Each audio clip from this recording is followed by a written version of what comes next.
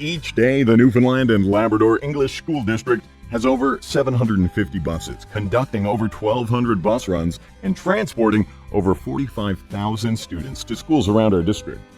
Our buses travel some 9 million kilometers every school year, and we take great pride in transporting the world's most precious cargo, our students. The objective of the video you're about to watch is how we at the Newfoundland and Labrador English School District would like our students, bus drivers, and our employees to transport our students every day to ensure their safety.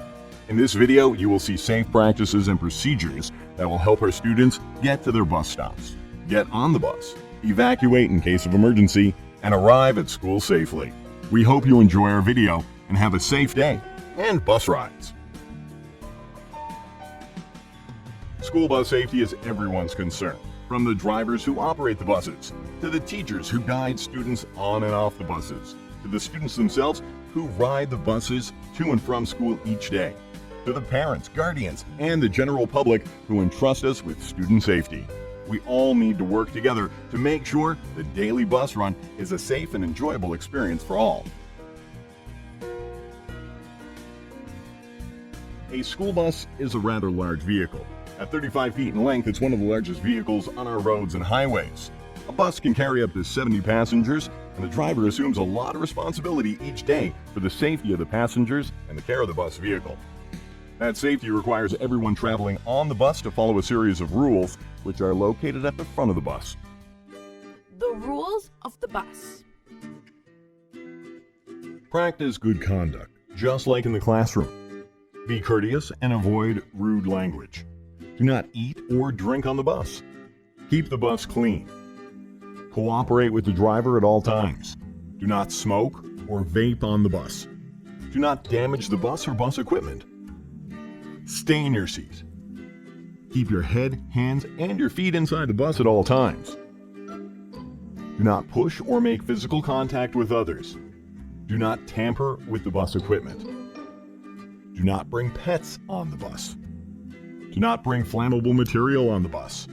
Remember, the driver can assign seats if necessary. And have a safe trip. With respect to what can be taken on the bus, all belongings must be stored securely and safely so that it cannot come in contact with passengers in the event of a collision. No large items, such as musical instruments or sports equipment, are permitted on the bus. Should you have any questions about this, please ask the bus driver or the school principal. The bus driver needs to have good visibility at all times. If someone or something is too close to the bus, the driver may not be able to see it. The diagram on your screen shows the zones that can be considered dangerous if students are inside them. You should avoid these zones at all times. This includes an area that is 10 feet or 3 meters from the full perimeter of the bus. Most dangerous areas within the zone are located at the front of the bus and on the back right-hand corner of the bus, starting midway down the right side. There are some simple guidelines that you can follow to ensure your safety as you make your way onto the bus. Be on time and avoid having to run to the bus stop. Walk on the side of the road, avoiding traffic. Look both ways before crossing the street. Avoid the danger zone. Line up one at a time and board the bus only after it has come to a complete stop. Always use the handrail. When you are on the bus, you should stay in your seat facing forward and talking quietly. When you leave the bus, you should do so in the same manner, making sure you take all your belongings with you.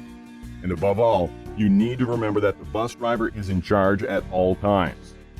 It is important for you to listen and to cooperate with the driver.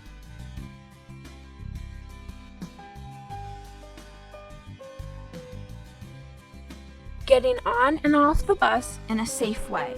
Now, let's look at the correct way to get on and off the bus. If you have to cross the street to board the bus, watch for cars and obey traffic signals and signals from the bus driver. Ensure the driver sees you crossing the street. Boarding and getting off the bus should be done in a safe manner at all times. Ensure the bus comes to a complete stop before boarding or exiting. Board the bus in a single line and do not push or crowd other students. When all is clear, the bus driver will make the final decision to depart. On the return trip from school, offloading will be the same as boarding. Wait for the bus to come to a complete stop and listen for directions from the bus driver. Exit in a single line and watch for traffic and obey signals if you have to cross the street. Operation of the bus doors.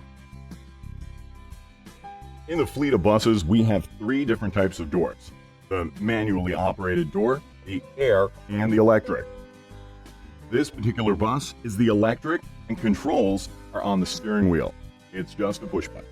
In case of an emergency, you would get up, pull on the handle, and push out. This particular bus is a manually operated bus. You just push down on the lever and push out on the door. And this bus uses the air-operated function. You just push down on the switch.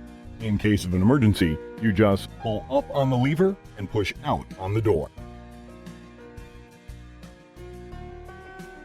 Emergency evacuation procedures. School buses are generally a very safe way to travel. However, there's always the possibility that an emergency may happen, and we want everyone to be prepared. In the event of an emergency, it may be necessary to evacuate the bus. Practicing good evacuation procedures is important to make sure everyone gets safely off the bus. There are a number of evacuation procedures that the driver can choose from depending on the circumstances. The driver will decide which type of evacuation is best, and you should follow the driver's instructions quickly and without question. In the case of an emergency situation, a calm approach to the situation is the first priority. Students should evacuate the bus in the shortest amount of time possible.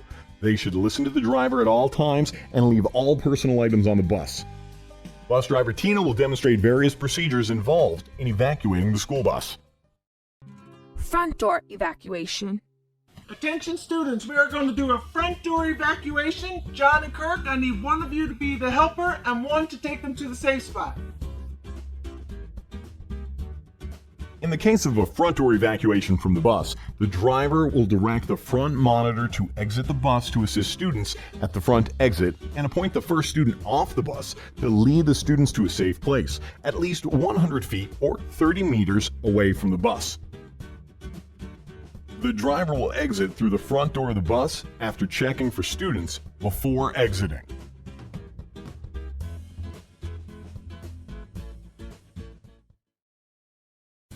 Rear door evacuation.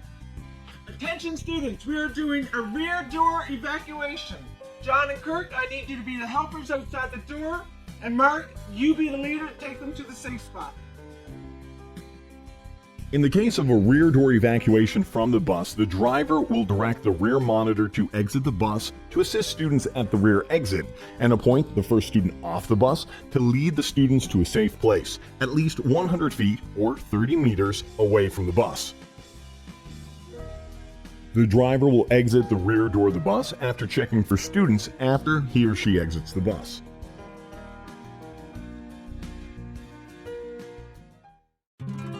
Split evacuation. Front and rear door. Attention students, we're doing a split evacuation. Caitlin, I need you to be the helper in front, and Jen, you take them to the safe spot. John and Kirk, you be the helpers in the back, and Mark, you take them to the safe spot. In the case of a split evacuation, an evacuation from the front and rear exits of the bus, the driver will direct the front monitor to exit the bus to assist students at the front exit and appoint the first student off the bus to lead students to a safe place at least 100 feet or 30 meters from the bus. The driver will also direct the rear monitor and helper to assist students at the rear door and direct the first student off the bus to lead students to a safe place at least 100 feet or 30 meters from the bus. Students sitting in the mid-front of the bus would exit through the front door of the bus, while students behind the midpoint of the bus would exit through the rear doors. The driver will exit via the rear door of the bus, checking for students on the way out. Window evacuation. Attention students, we are going to do a window evacuation. Brock and Adam, I need you to be the first ones out to be the helpers, and Sarah, you take them to the safe spot. In the event of a window evacuation from the bus, the exit will take place wherever possible, through the window furthest away from oncoming traffic. The student nearest the side window will open the window according to directions. The student sitting near the window will assist in holding the window open through their own window. Students will exit the bus feet first, holding onto the window opening. The molding on the outside of the bus will provide a toe hold to assist students in climbing down the side of the bus. Once outside, the first two students will assist others in evacuating, especially the younger children. Students will move to a safe area at least 100 feet or 30 meters from the bus.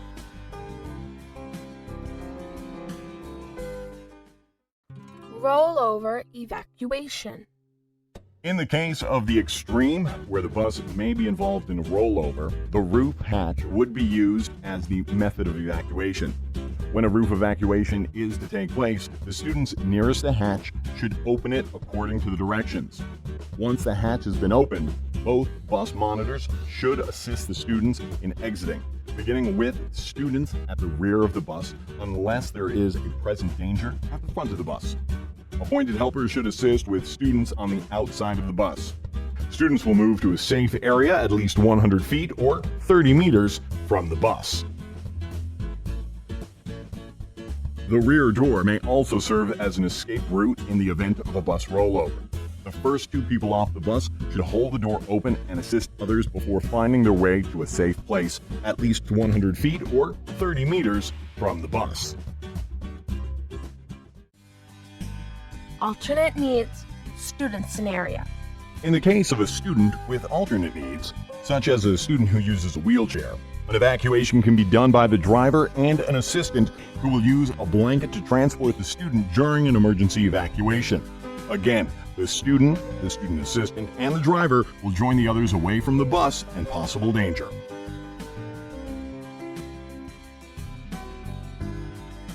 If a seatbelt is being used, it can quickly be removed by the student before evacuation. Visible smoke in the bus. Should an emergency occur which results in smoke in the bus, remain calm. Listen for instructions from the bus driver or supervising adult on the bus. Get as low as possible and remain low to avoid rising smoke. Proceed as quickly and as orderly as possible to the nearest accessible exit that is in the opposite direction of the smoke. Students will move to a safe area at least 100 feet or 30 meters from the bus. The bus driver or supervising adult will check the bus to make sure that no students remain and exit the bus away from the smoke. Emergency equipment on the bus. You should also know that each school bus is equipped with a set of safety equipment. That includes the bus radio or other two-way communication device located near the driver, bus safety flares, which will be used as markers in an emergency, a first aid kit, and fire extinguisher. There is also a bus seatbelt cutter located in a locker next to the driver, which can be used to make a fast angle cut through a seatbelt strap in an emergency. When buses travel, load, and unload in areas where there is a lot of traffic, there is always a need for increased awareness, caution, and concern. Hi, I'm Corporal Wanda Lee Jenkins with the Gander Municipal Police. Always remember that when red lights are flashing on a school bus, it does not mean traffic is going to stop. Look both ways before you cross the street. As a reminder to drivers, please always stop for the flashing lights on a school bus. The penalties are severe if you do not, but most importantly, the potential consequences are far worse. My message is, be safe, take an extra look.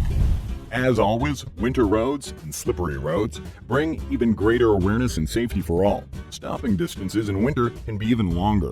Emergency stops can be even more difficult to perform on slippery roads. Visibility on snowy days can decrease for the driver.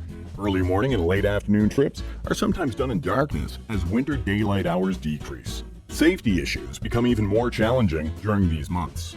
School bus safety is everyone's responsibility. Working together, we can all play a part in making this form of travel safe and worry-free for everyone.